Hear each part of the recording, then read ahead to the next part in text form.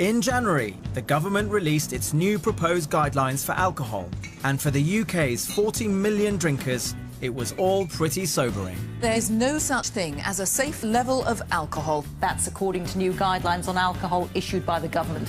For men, the recommended weekly limit was slashed by a third to the equivalent of roughly 7 pints of beer, bringing it in line with the amount recommended for women. Critics say the advice smacks of the nanny state. But most significant was the publicised link between alcohol and cancer. The increasing evidence strongly linking alcohol with cancer. It's made a lot of us reassess how much we drink, myself included. But if we're honest, did we ever think alcohol was really that good for our health? And for many of us, the new guidelines have made us realise how little we understand alcohol and the way it reacts with our bodies. Alcohol is a stimulant. True or false? Yes. For me, yeah. Beer gets you less drunk. Yes. Yes. Hangovers get worse as you get older. Maybe? Definitely. Women get worse hangovers than men. I would say so. But they disguise it very well. Well, actually, none of these myths are true. Oh. Really? My name is Javid Abdelmoneim, and I'm an A&E doctor. In this programme, I want to discover the latest science about alcohol. And with our own special pub lab, we'll be able to show you exactly how alcohol affects your body, from the familiar to the unexpected. We've teamed up with some of the country's leading scientists, and I'll be putting myself on the front line to tackle questions about alcohol that are asked by everyone in homes and pubs and bars up and down the country, such as: Why do some people get drunk more quickly than others? What is the best remedy for a hangover? And why is red wine supposedly better for us than white? And most important of all, why has the weekly recommended limit changed so much for men? And just how worried should we be about alcohol and cancer? 2 questions I'll be putting to England's Chief Medical Officer.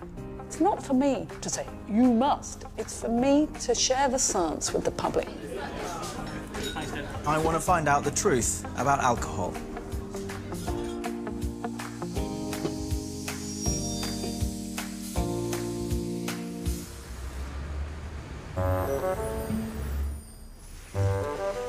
I am an A&E doctor, so I definitely see the worst sides of alcohol. People who have drunk too much and people who are chronic alcoholics. So you might think that I wouldn't drink, but I love drinking, just not too much. But the idea of drinking not too much has now fundamentally changed with the government's new recommended limits. For both men and women, it's now 14 units a week. That's roughly equivalent to 7 pints of beer. And I have no idea whether I stick to the limit or not. To discover if I drink within the weekly limits, there's only one surefire way to find out. So Matthew here is fitting me with a device that's going to monitor how much I drink across the week by measuring precisely the amount of alcohol in my sweat. I want to know if I drink within the recommended limits. So the bracelet is going to monitor the alcohol in my system. And alongside this, I'm going to keep a video diary of what types of drink I've had and when. Okay, it's day 1. So today I'm at my parents' house. Say hi to my mum who's just reading. No drinking today while I'm at home.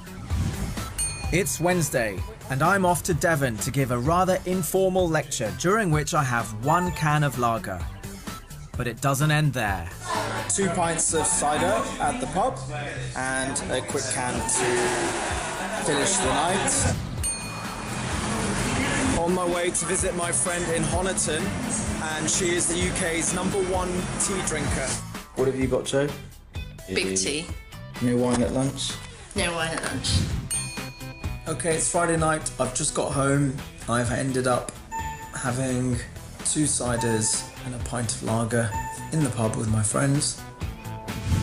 I don't tend to drink at home, so no alcohol day.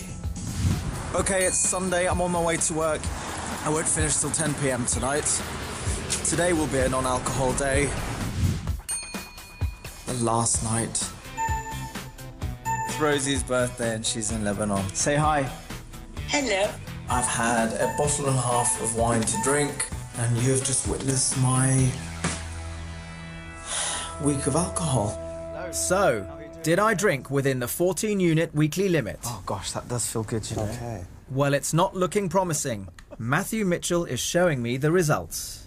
So looking at the data here, we look at Wednesday, and that's probably close to 10, Right. 10 plus units, possibly more.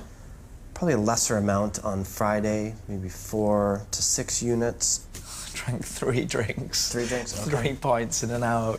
And then we think, again, on Monday, definitely over 10, probably closer to 12 to 15 units. So for the whole week, how much are we on now? So when you tally that up, we're talking about more than 25 to 28 units just in 3 days that you've drank. Does that come as a surprise? It's surprising because if I sat down and had to tell someone what I thought I drank this week, I'd say, yes, I had a big night on Monday with the wine. The other 2 nights I would have thrown away mentally. I would have just said, whatever, I had a couple of drinks in a pub. I recognise I have an unhealthy pattern, but I never thought I drank more than the limit. Yeah. In fact, I'm well above the limit. So that's shocking to me. So, across the week, I actually put away twice the recommended limit of 14 units. And I'm not alone. It's estimated that 13 million of us Brits drink above the new weekly limit.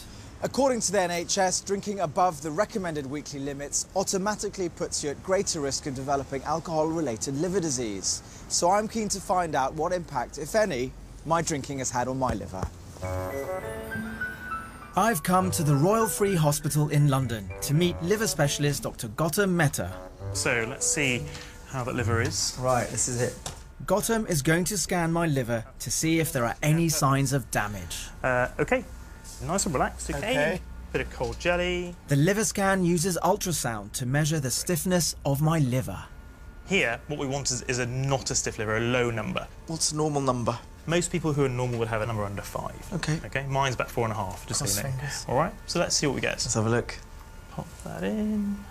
A reading of higher than 7.5 would be consistent with the early stages of liver disease. Okay, well that's given us just over 10 valid measurements, which would be what we'd look for. And your score is within the normal range of 5.3. Okay, so... But still a bit high. It is a little bit higher than I'd like to see for a young, fit, healthy individual. What we do know is that alcohol just can cause inflammation of the liver as well. And small amounts of inflammation can actually cause the FibroScan to go up a bit. Right. That might well be what we're seeing here. I mean, I've got away with it so far, but am I guaranteed to stay healthy with this level of drinking? Well, gosh, there's a question. So, look, with regard to your liver, I think it's fair to say that most people who develop significant liver disease, cirrhosis, drink at higher levels. You can be unlucky, and we do see some people who drink in the 30 to 40 brackets who do develop liver disease. Okay. Why that is, we still don't know, but there are genes that are involved. The causes of alcohol-related liver disease are complex. It's not just down to how much you drink. Your genes, diet and weight are all factors as well. The main message is that if you drink above the recommended limit, the greater the risk to your health. Now, of course, the best way of avoiding damage to your liver is to not drink at all. But if you are going to drink, I suppose you should stick to the 14-unit limit. To keep track of how much you're drinking across a week, it's best to use units, which are a simple measure of how much alcohol is in a drink. A single shot of whiskey contains 1 unit. A large glass of wine, around 3 units. A standard glass, 2 units. And a pint of beer, about the same. And if you do drink your full 14-unit weekly limit, then it's recommended that you spread your drinking over 3 days or more. In other words, don't drink it all at once.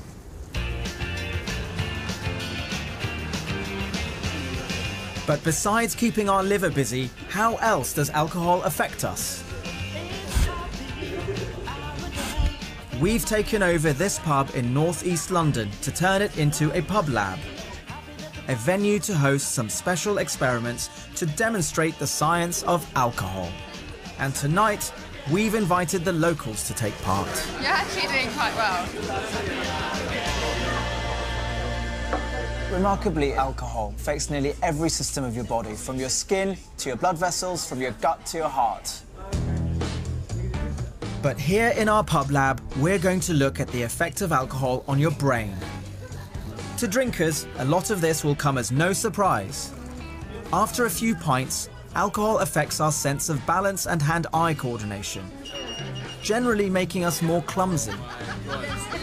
But Dr. Tony Moss from London South Bank University is showing me some of alcohol's more subtle effects. Firstly, how we begin to lose our self-control after we've had a few too many. So this is the BATAC test. The variation that we've put onto this is that we're also asking people to listen out for a buzzer, and if they hear the buzzer, to stop themselves from pressing the button. Nearly. It sounds like an easy thing to do, but it's deceptively difficult once you've got used to pressing the button and you're working, as you can see, so quickly. You're not supposed to press it if you hear the buzzer. So the alcohol actually sort of stops you stopping yourself? Yes. Alcohol has a particular effect on our ability to stop ourselves from doing things that we feel that we need to do. When people have had a few drinks, they will find themselves pressing the button when they shouldn't, because they can't override that response that they've learned. Time out. What's the cash prize? This next test shows why after a fair few drinks, although we may be able to do the job of walking home, often we arrive to find that we failed to remember our keys.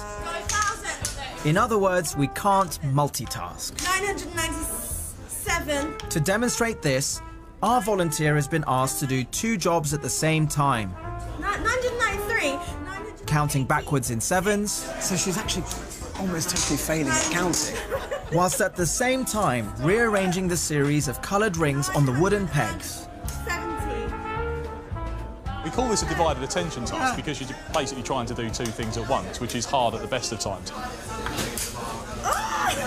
And one of the effects of alcohol is it limits the amount of sort of mental energy that you've got, to the actual mental resource you've got to do these things. And you'll notice as she's going through the task that one of the strategies that she's using is to sort of stop one of the tasks so that she can start doing the other one quite well. Very much in relay, not tandem. Yeah, absolutely. So sorry. Absolutely brilliant. And finally, this test is aimed at measuring the volunteer's tolerance of pain. In this case, having your hand in a bucket of freezing cold ice. Shown here as purple and black on our thermal imaging camera. Sober people tend to give up by around the 2-minute mark. How much have you had to drink tonight? 3 pints. 3 pints. But Stuart here has had his hand in the bucket for an impressive 4 minutes. I could stay here for quite some time. He can do this because the alcohol is numbing his pain. Now I think we call it time. Yeah? Yeah. Well done, Stuart. Well done. You're calling it, not me. Yeah, wait, to be clear, it's me calling it time, not you. Your finger's still there. And that's not all. When we drink, we often get the sensation of feeling warmer. That's because alcohol increases the flow of warm blood to the skin. But the overall effect is that your body actually loses more heat. So although alcohol may make you feel as though you're wearing a beer coat, helping you keep warm as you walk home at night, in reality it has the opposite effect.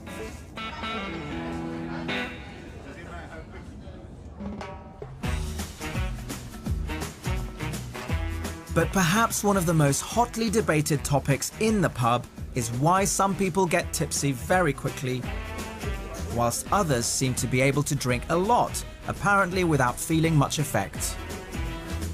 So why is this? At St Mary's University in Twickenham, I'm meeting 5 locals who have very different experiences with alcohol. I think, yeah. So who wants to put their hand up for saying that they can drink the most in this group? Looks like you got volunteered. Yeah, pretty certainly at the heavyweight end of the spectrum, I think. Yeah, Okay. yeah. Our volunteers span the full range, from alcohol heavyweight Ian to Stacey and Andrea, who feel the effects of alcohol quickly. I say I'm a lightweight. Yeah? Yeah. A couple of glasses and I get a bit giggly. And as for our 2 students, Ian and Jacob... Maybe somewhere in the middle. Yeah. Can hold a couple. And for you? Probably takes about 2 pints and then start feeling it. Brilliant. Well, thanks for coming. So to put it crudely, why do some people get drunk quicker than others? Okay, and if you'd just like to come and stand on this platform for me with your heels touching the back. With the help of sports scientist Dr. Paul Huff Thanks very much. and alcohol researcher Professor Celia Morgan, we're going to get to the bottom of this conundrum. And it won't involve our volunteers touching a single drop. Well, what we're essentially trying to do here, Javid, is work out the total amount of water in someone's body. Now, why that's important with alcohol is that it's not just the volume of alcohol that you drink that's important, it's its concentration in your blood, so what we call the blood alcohol concentration. So how drunk you feel is all down to the concentration of alcohol in your blood. And one of the main factors that determines this is the amount of water in your body. If two people have different amounts of water in their body, take the same amount of alcohol, the person with more water in their body gets less drunk. Exactly. It's almost, you can think of the water in your body diluting the effects of the alcohol. And so that's why some people get more drunk than others. That's exactly right, yes. So let's see if the diluting effect of body water can explain our volunteers' different experiences with drink. Take a seat in the bod pod. To work out precisely how much water is in our volunteers' bodies involves measuring two things. Firstly, Paul is using the bod pod machine to measure our volunteers' body volume. Next, Paul is passing a small electrical current through our volunteers' bodies to analyse how much of their bodies is fat and how much is muscle. There's much more water in muscle than fat, and so the more muscle our volunteers have, the more diluting water their bodies contain.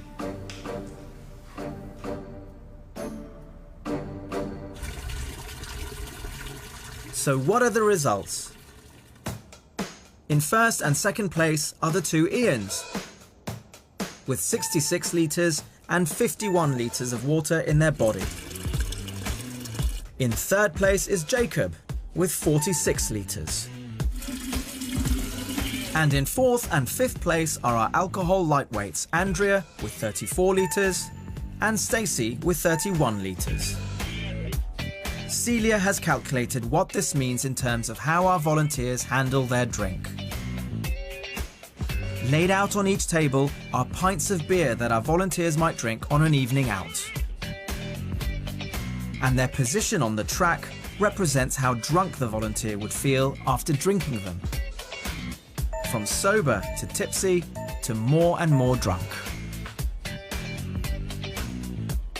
Ian, if you drank 1 pint, your blood alcohol level would rise to that first table. Stacey, yours would rise all the way to here.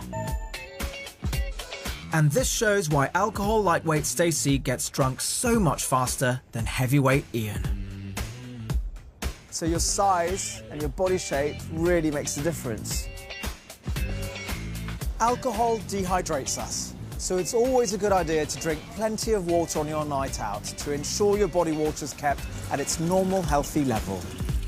But beyond this, if you're really keen to handle your drink better, then whether you're a man or a woman, the only option is to become more muscular. Leave the pub and go visit the gym. On drinks labels, you'll always find the strength of alcohol or alcohol by volume, and often the number of units too. But what's rare is to see the number of calories. And it's not surprising, because the numbers are pretty horrifying. A single shot of spirits contains 59 calories, roughly the same as a bourbon biscuit. A large glass of wine contains 180 calories, the same as a tea cake. And a typical pint of beer has 215 calories, the same as a jam donut. And whilst it's true that our bodies process the calories from alcohol differently to the calories from fat or sugar, they're all potentially fattening. But if you're worried about your waistline, it isn't just alcohol's calories that you should be wary of. Could alcohol actually make us eat more?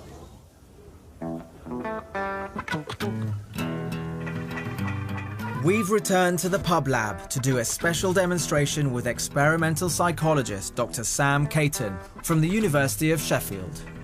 Her research suggests that alcohol might be able to trick us into eating more, without us even noticing.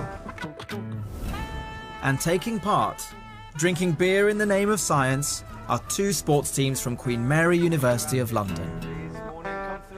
We're going to do an experiment today, so it may involve drinking some beer. I think you might be okay with that? Yeah, when's the last? Excellent. OK, let's have the hockey players here. And the footballers through at the back in the snug. So that the students behave as normal, we've told them that the purpose of the experiment is to test how alcohol affects their memory. You've got the next 5 minutes to remember as many as you can. We haven't mentioned anything about food. Time's up. Quite a lot of And the other thing the students don't know... Here come the pints, guys. ...is that whilst one table is being served with normal alcoholic beer... Cheers. Cheers all. The other will be given non-alcoholic beer. We're hoping they won't notice the difference. So here are your beers. Thank you very much. Enjoy. You're such a state of a human. The calories in alcohol are often referred to as empty calories because unlike most food, they don't fill us up. In fact, according to Sam's research, alcohol has the opposite effect. It actually makes us eat more. We're ready. Let's see how much they eat. So let's see if this is the case with our students. Both teams have been served with 2 pints of beer and then offered bowls of snacks. The question is, will the students that have drunk the alcoholic beer eat more than those that have had the non-alcoholic beer? I want to actually they're real crisps. These are nice crisps, After 15 minutes, we clear away the leftovers. Hiya, Sam. These are the peanuts from the footballers. Thank you. And Sam tots up what's been eaten. It's time to fess up to our students. You guys actually had non-alcoholic beer. Could you tell? So it tasted different? Not happy about that. Not happy about that. I'm sorry, you got the dead end of the deal here. Oh, well, OK. And you guys actually had proper beer. But actually, the real part of the experiment was about food intake. And consistent with the results that we obtained in the laboratory, the guys that consumed alcohol consumed much more food compared to you guys. So on average, collectively, you consumed 11% more calories compared to the no-alcohol group. So you guys were given the same amount of crisps and peanuts for the same amount of time. And the red bowls are the people who had alcohol, and the green bowls are the ones that didn't. Overall, if we add together the energy from the alcoholic beverages, you guys consumed 872 calories, whilst you guys consumed 576, and that represents a 34% increase in total energy intake. Each. So it seems that alcohol does actually make us eat more. The students who drank the 2 pints of real beer each consumed on average a total of 300 extra calories. The same as 4.5 bourbon biscuits. And all of this without them noticing a thing. The precise mechanism about how alcohol affects appetite is still being researched by scientists. At the end of the day, it's important for you to know, not only does alcohol have a lot of calories, it also has the power to make you eat more. He's sitting in front of that girl like he's just casually having a... But is the relationship between alcohol and food always a bad one? Could food before booze ever be a good thing? Lining your stomach's the idea that if you have a big meal before you drink, you'll be able to handle your booze better. Lots of us do it before a big night out. But how exactly does it work? It's bonfire night. And with the help of my friend Natalie, I'm going to put this to the test. Hey, Nat, come in. How are you doing? Although not ideal from a scientific perspective, Natalie's a woman and I'm a man, we're roughly the same size and weight, and so reasonably matched. Great. The plan is that we're both going to drink a single large glass of wine. Natalie's going to drink on an empty stomach. I'm going to line my stomach with food. But first, it's time to eat a rather high-tech hors d'oeuvre. So before I line my stomach with this lovely meal, I'm going to swallow this pill can so you can see the inside of my stomach. Here goes. This has to be the best dinner party trick ever. There it is. It's in my stomach. Wow. It's so So sweet. now you can see my stomach's empty. It's time to eat. The idea behind lining your stomach is to do with the fact that alcohol is mostly absorbed not whilst in the stomach, but once it reaches the small intestine. If your stomach is full of food, then the alcohol is held up and takes longer to get into your system. Can see some green broccoli there. Time for the vino. Yes. Lined stomach versus empty stomach. Let's see what difference the food makes. Throughout the evening, we're going to breathalyze ourselves to see how we compare. And it's time for our first reading. Yours ready? Go.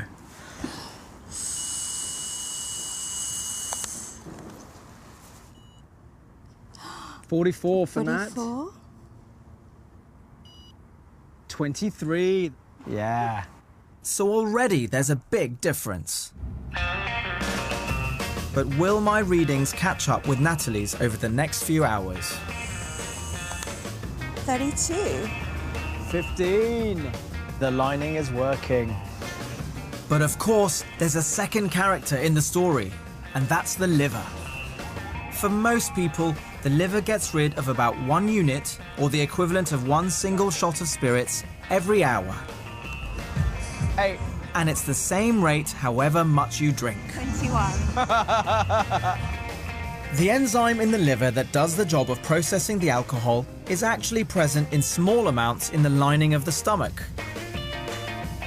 So when your stomach is full and the alcohol is kept there for longer, this lining can do some of the work that's normally just left to the liver. Men tend to have more of this enzyme active in their stomach than women, meaning that lining your stomach has an even bigger effect if you're a man. 0. I'm like 12. So the results are in, and Natalie's alcohol level did this, and my alcohol level did this. So lining your stomach works. Scientific studies have shown that eating food before you drink crucially means that your blood alcohol level peaks at a lower value, meaning that you feel the effects less. So lining your stomach is a good idea, however you plan to drink. We've heard about the risks to our health of alcohol in general, but red wine in particular has had more than its fair share of headlines claiming that it's good for us. So what's behind its healthy reputation? It's good for the blood, is it? Possibly, maybe. It's just quite good for your sort of thinning your blood out. Doesn't it prolong your life? Is that wrong? This popular notion that red wine is good for us has its origins in what's become known as the French paradox.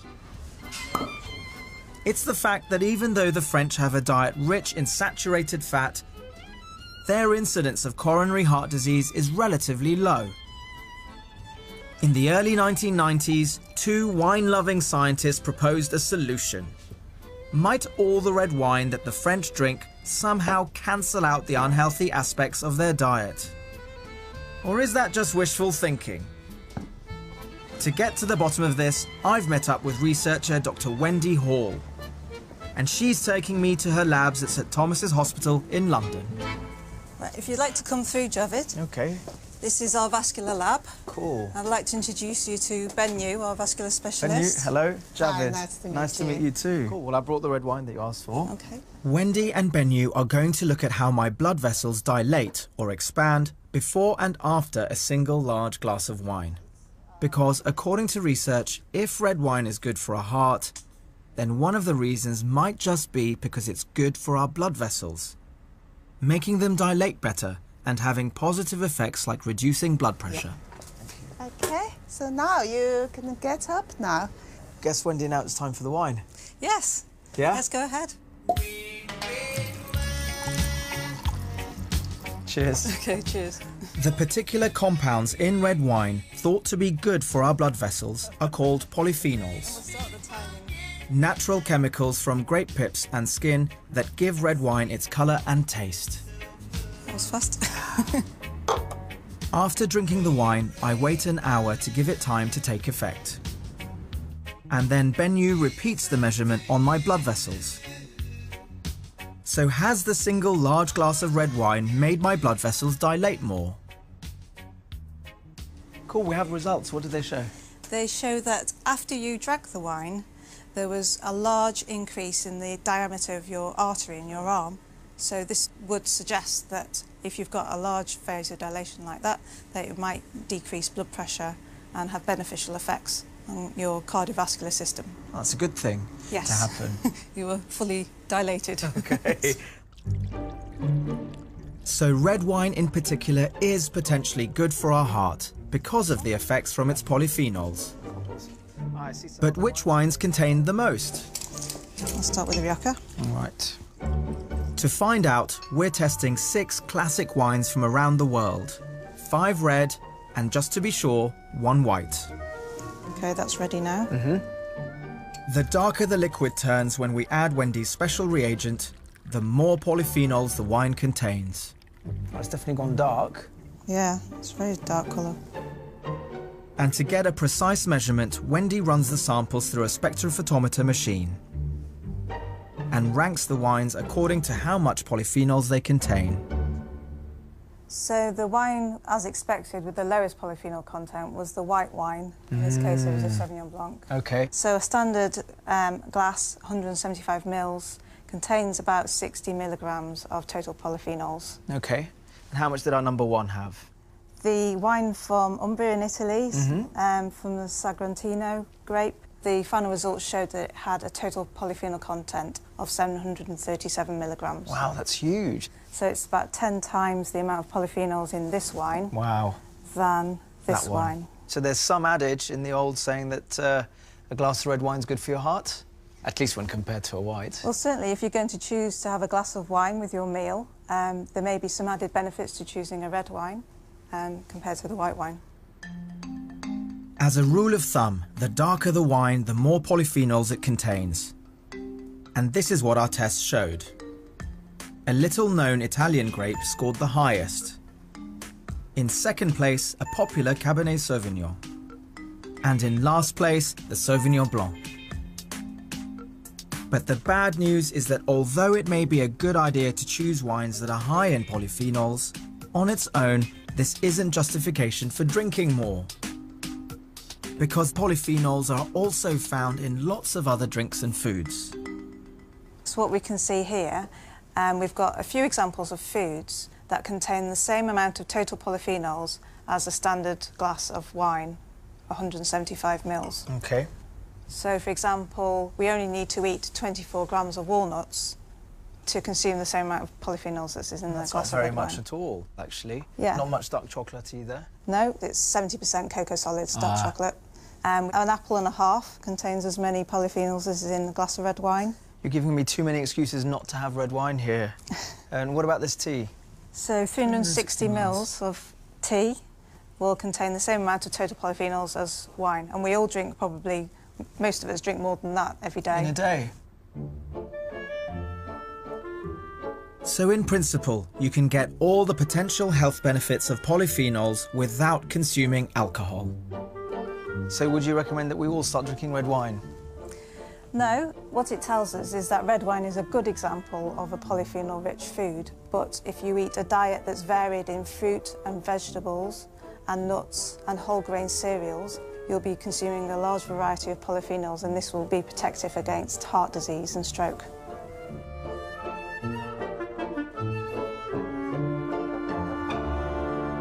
But polyphenols aside, there is evidence that alcohol itself may have a protective effect against heart disease. However, that's only if you're drinking small amounts, and that protective effect is only marginal for most of us. But the exception is for women aged over 55, for whom drinking 2 glasses of wine a week, or roughly 5 units, has actually proven an overall significant effect. Still to come, we're on the quest to find the ultimate hangover remedy. I just need my badge. And why have the weekly recommended limits changed so much? But first, is a nightcap good for your sleep?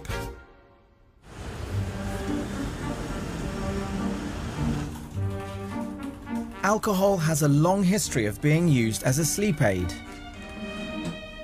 I always smile when I remember back to when I was a medical student and nightcaps were prescribed on the drug charts at night. So if you looked at the pharmacy cupboard, you could see a bottle of Baileys, a bottle of whiskey and a bottle of gin, and if Ethel needed a gin at 10 p.m, you'd prescribe it.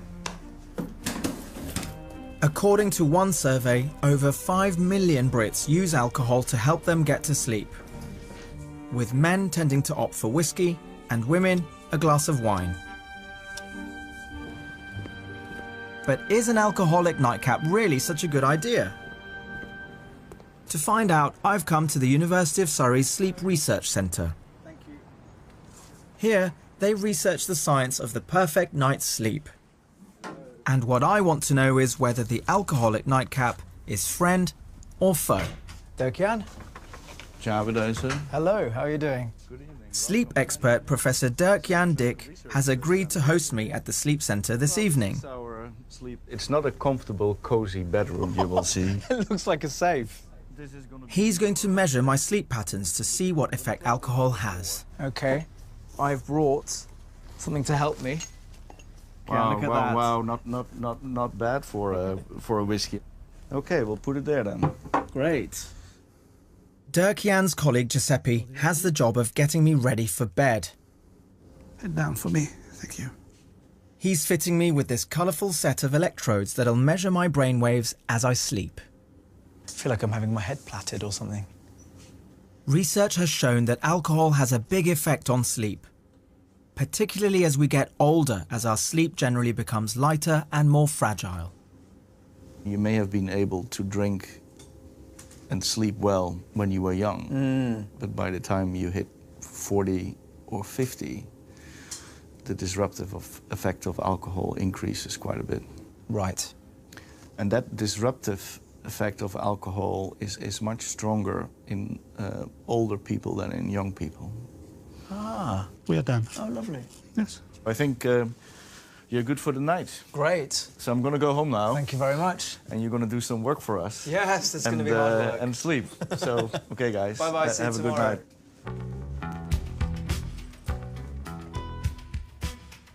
Thank you very much, Giuseppe. Good night. But despite what Dirk-Jan says, I'm still holding out hope that 5 million of us aren't wrong. It's time for my double whiskey. Let's see if this works.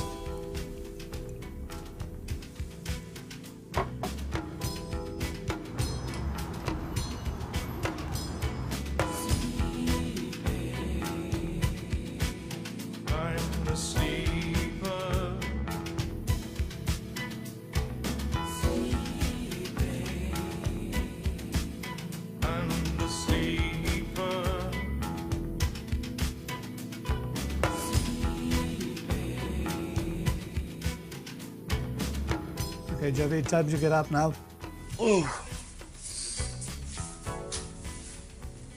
Good morning. Morning. Good.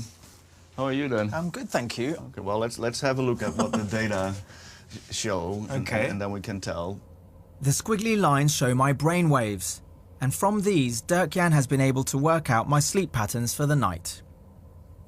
Red blocks for when we do most of our dreaming, yellow and green for light sleep, and blue for deep sleep.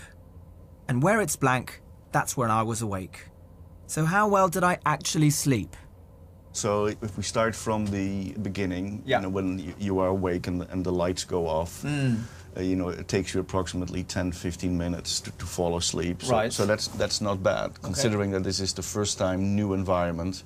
Obviously here we see now a lot of deep sleep. Yeah. But as the night progresses, you can see that this deep sleep disappears, and what we are left with in the second part of the night, you know, quite a period of wakefulness. You Yes. again see this wake EEG. And I don't remember them, but I must have been. Yes. So when we look at it overall, not a brilliant night of sleep.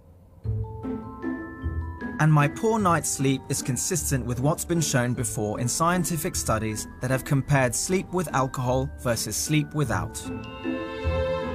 And scientists think that there is a connection between the extra deep sleep that alcohol seems to cause when we first nod off and our lighter sleep later on. Although alcohol gets you off to sleep faster and have a deeper sleep in the first half of the night, in the second half of the night there's a rebound effect. You have fragmented, lighter sleep. So it seems that booze doesn't really help you snooze.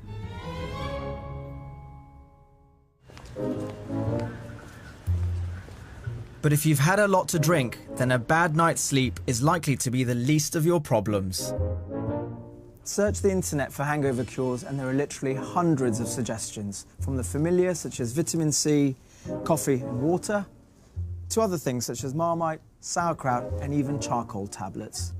But despite the huge public interest, there's actually been very little research into hangover remedies. Which is why perhaps everyone has their own favourite. When you get home at the end of the night, drink loads of water. Cook breakfast and fat Coke. So what is the best remedy for a hangover? Well, we're going to try and answer this question once and for all. I'm meeting hangover expert Dr. Richard Stevens. What have we got here then? He's selected 2 hangover remedies for us to test that apparently have more science to back them up than most. One over-the-counter supplement that can be taken before drinking, the other for the morning after. Richard, this I recognise. Good old fry-up. That's right. What is this? Looks like it's got a hangover today. So this is borage. So borage is a herb. Now from these flowers come seeds. We've got some seeds here. And we extract oil from the seeds, sometimes known as starflower oil. Right. And that's what we've got in these capsules here. You know, there are a lot of people out there selling hangover remedies. Yeah. OK? Mostly junk, in my opinion. However, there is some research behind taking one of these capsules as a hangover remedy. Just the one? Just one capsule, that's the standard dose. Why does this work? OK, for the nation's favourite hangover remedy, probably a good old fry-up. So there is some evidence that one of the biological underlyings of a hangover is a drop in glucose. Right. So if you have one of these the next morning when you've got a hangover, that's got a lot of sugars in it. Yes, that it will does. restore those sugars. So tonight we're going to get some volunteers. We're going to be dosing them up with alcohol to a set blood alcohol level, and then we're going to see what their hangover's like in the morning and whether these have made any difference. I know which group I'd like to be in. Yeah, I'd be with you. To test these 2 hangover remedies is going to require some serious drinking. And I thought where better to organise a piss-up than in a brewery. This is Arkel's Brewery in Swindon. And we've invited the workforce to take part in Richard's experiment. Team Green, you could put one of these armbands on, please. Thank you very much. We're first splitting up the volunteers from the workforce into 3 separate groups. Blue team, you are our breakfast group. You'll be having the fry-up in the morning. Good? Yeah. Yellows, you are our control group. I'm afraid you're not getting anything. Yay! Yeah? And greens, you've guessed it, you are going to be the borage group, so you are going to get some borage before we start drinking. Hey. Great, let's go. Whereas the fry-up is designed to replenish low glucose levels and is eaten after we have felt the effects of alcohol, borage is taken before drinking as a preventative measure and relies on the fact that it's rich in a particular fatty acid that's an anti-inflammatory. OK, drink away. Enjoy. Wait a minute.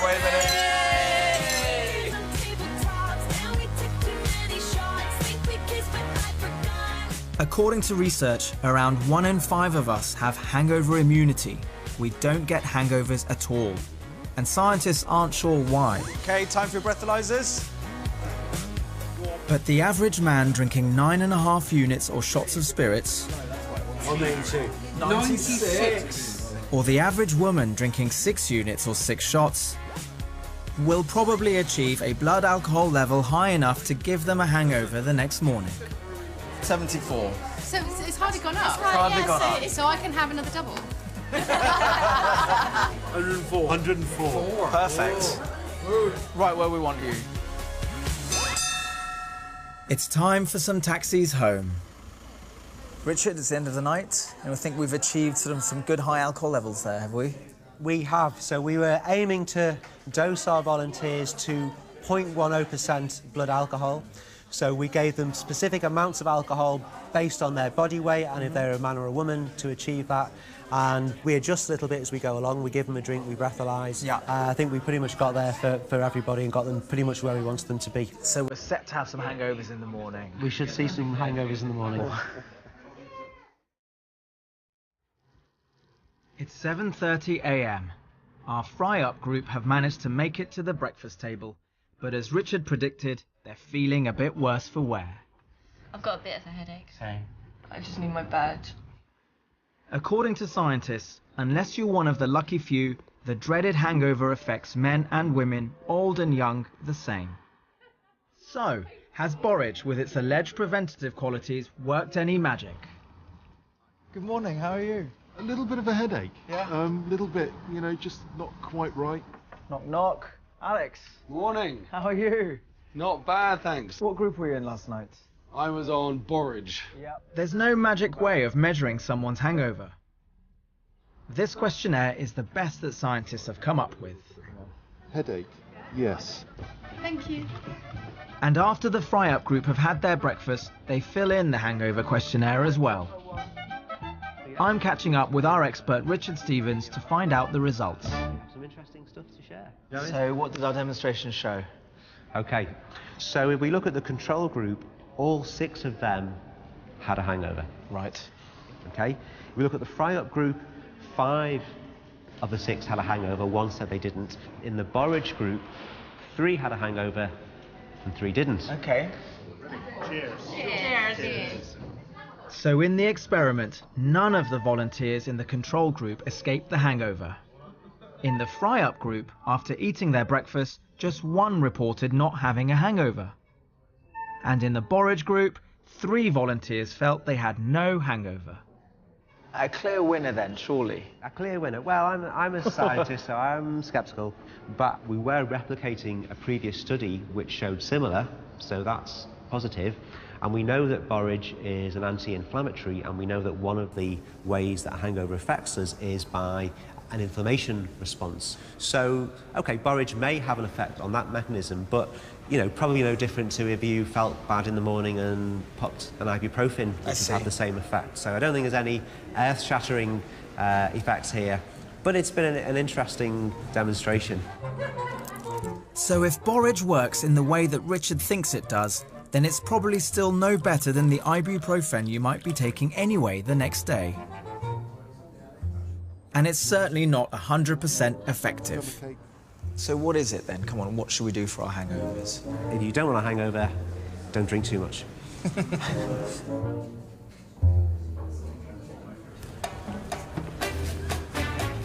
But apart from the obvious, not drinking, is there anything else we can do to avoid a hangover? Don't go out with a biker. Some hot stuff called Slavonitsa. Oh yeah. From Czech Republic. You should never drink that. Mixing drinks. Right. Definitely. Contrary to popular belief, there's no evidence that mixing your drinks leads to a worse hangover. But there is scientific backing for the idea that some drinks might give worse hangovers than others. And it all boils down to how drinks are made. Back at the brewery, head brewer Alex Arkel is showing me one of the key parts of the production process for the nation's favourite drink, beer. Wow, look at that. And in here we've got fermenting beer. And you can see the yeast, so that white foam is pure yeast. And to be clear, you cannot make alcohol without yeast. Yes, exactly. You Wines, need yeast. Spirits. You need to have a fermentation at some point to produce this alcohol, and then a couple of products down the line, you might have your whiskey or your vodka. Incredible. But we're making a base drink here, which is beer, and that's the best of the lot. Into the lab. But it turns out that the yeast cells produce other things besides just alcohol. So when they're splitting, when the mother and daughter here, yeah, part of that process that's going on there is excreting congeners. Congeners are byproducts of the fermentation process, in which yeast converts the sugar into alcohol. We ferment it at a slightly warmer temperature. That means the yeast actually not only ferments and obviously creates its alcohol, but it also gives it a fruity flavour as well. So on the plus side, congeners are one of the things that give our booze its taste. It's not a flat flavour, that. No, it's got a lovely, lovely aroma on that one. But the downside is that according to some research, drinks with more congeners in them may make your hangovers worse. And beer is by no means the worst culprit.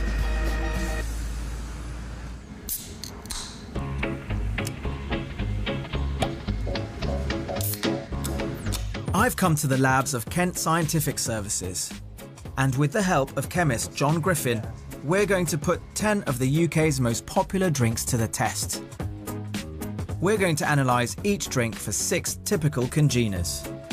This is acetaldehyde. Oh, crikey. I can imagine that will give you a hangover. You can actually smell it in the air. Actually, it lingers as well, doesn't it? Yeah. And then at the end here, we've got our amyl alcohols. Oh, that smells like a really off cheese. Yeah. So it's very distinctive. OK.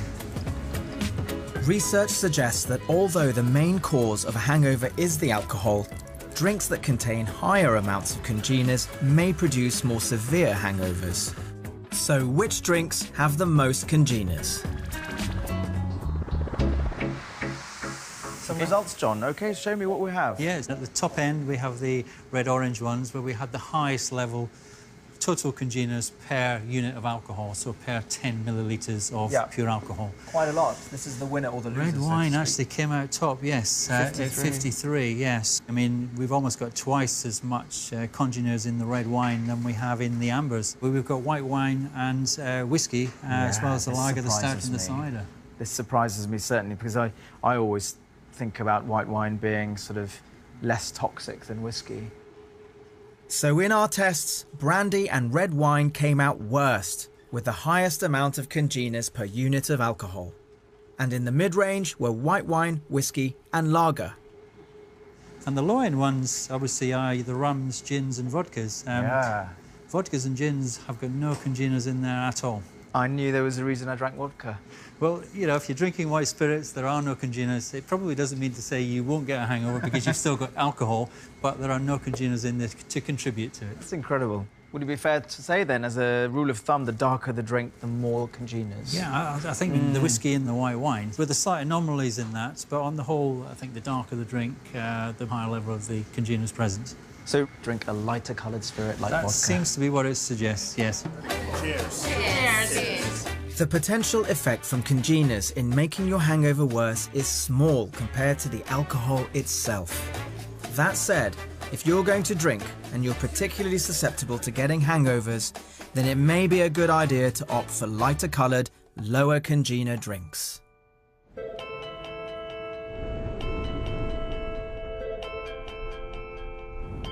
So far, we've found out lots about the science of drinking. But I want to investigate the new evidence for alcohol's health risks. I think it's fair to say that the new alcohol guidelines mark a big change in the traditional thinking, which is drinking in moderation is completely safe. Now the message is that even drinking small amounts of alcohol isn't without risk. So I'm on my way to meet the Chief Medical Officer of England, who, along with her counterparts in Scotland, Wales and Northern Ireland, has proposed the new guidelines. The last time the alcohol guidelines were revised was in 1995. So I'm keen to find out from Professor Dame Sally Davies, why have the recommended limits changed so much? Professor Dame Sally, the recommendations have come down quite a lot for men, from 21 units to 14 in the week. What's the reasoning behind that? Well, this is the first review that's really in depth for over 20 years in this country. And what it shows is how cancer is related to alcohol. Everyone knows about cirrhosis, stroke, high blood pressure, but actually now we have to add to it the cancer risk. And by the time you balance all of those out, if you want a low-risk guideline, then for men, it is 14 units in the week, spread out over a few days. It is quite a broad range of cancers that can be attributable to alcohol. Yes. So therefore, you could say alcohol is a carcinogen. It is. Alcohol can damage cells and its breakdown products damage cells. That can lead to cancer. Alcohol modulates hormone levels. So, for instance, it changes estrogen levels, and that's probably why it raises the risk of breast cancer. So take women. Yes. For every 1,000 women, 110 of us will get breast cancer. If you drink up to this guideline, which is a low-risk guideline, then an extra 20 women will get breast cancer out of 1,000. Double that, and an extra 50 women out of 1,000 will get breast cancer. So it's very important that people know about the harms of alcohol and take their decision how they want to handle it. OK, and there is one small subgroup of the population that could have some benefit from drinking, is that right? Yes, it's women of 55 and older, my age group. If you drink as a woman up to 5 units in the week, as you go up to that 5, you protect your heart. If you drink above that, you begin to lose that protective effect on your heart. By the time you get to 14 units in the week, you've lost the cardioprotection. And the old wives' tale was that that was the case for all of us men as well. And first of all, the data isn't as robust as we all believed. Now we've looked at it. And the second thing is that it is a marginal impact on men. They'd have to drink less than half a glass on only a few days of wine, and I don't think people usually do that.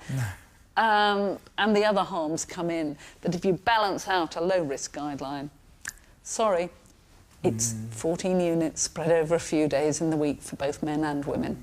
Will you still be enjoying a glass of wine in the next 5 years? I will. I'm quite open about the fact I like a glass of wine. I think for a lot of us, that explicit link between how much you drink and the risk of developing certain kinds of cancer is actually quite shocking. But if you stick to the new recommended guidelines, your actual risk of dying from any disease attributable to alcohol is really quite low, just 1%. But if you drink greater than the guidelines, your risk is greater. It's as simple as that. And the good news is that there is some evidence that the extra risks of alcohol-related cancers can gradually go down again if you decide to stop drinking altogether. I've reached the end of a fascinating journey to uncover the many truths about alcohol. That's shocking to me. Along the way, we've learned that alcohol isn't actually good for your sleep. Deep sleep disappears. And we've revealed its hidden appetizing effects. You consumed 11% more calories compared to the no alcohol group. And that lining your stomach is always a good idea, however much you plan to drink. 21. In light of the health risks, some of us might decide to give up booze altogether. And certainly, all 40 million of Britain's drinkers should probably pause for thought before reaching for another glass. But personally, I don't think the British love affair with alcohol is going to end any day soon.